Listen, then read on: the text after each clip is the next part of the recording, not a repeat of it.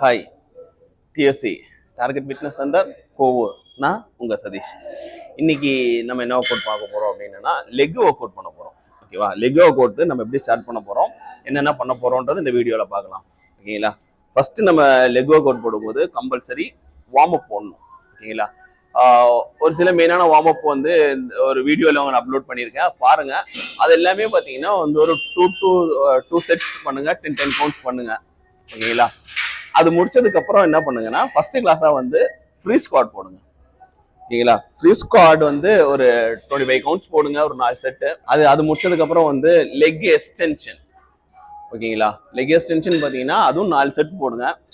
அதுக்கப்புறம் வந்துட்டு டம்பிள்ல ஒரு ஒர்க் அவுட் போட்டிருக்கேன். ஓகேங்களா? அந்த ஒர்க் அவுட் எல்லாமே 10 கவுண்ட்ஸ். ஓகேங்களா? டம்பிள் வச்சுட்டு ஒரு 5 வேரியேஷன் போட்டிருக்கேன். 5 வேரியேஷன் 10 கவுண்ட்ஸ் போடுங்க. அந்த மாதிரி ஒரு 3 செட் போட்டுருங்க. அதுல நிறுத்தி நிதானமா போடுங்க, மசில் ஃபீல் பண்ணி போடுங்க. உங்களோட லெக்கோட க்ரோத் நல்லா இருக்கும். ஓகேங்களா? அது முடிச்சதுக்கு அப்புறம் என்ன பண்ணுங்கன்னா லெக் கேர்ள் போடுங்க. ஓகேங்களா? லெக் கேர்ள் வந்து அதே மாதிரி 4 செட் போடுங்க. முடிஞ்சா 20 கவுண்ட்ஸ் போடுங்க, அப்படி முடியலன்னா 12 to 15 போடுங்க. ஓகேங்களா? அது முடிச்சதுக்கு அப்புறம் வந்துட்டு பார்பல் ஸ்குவாட் ஃபினிஷிங். ஓகேங்களா? அது 4 செட் போடுங்க.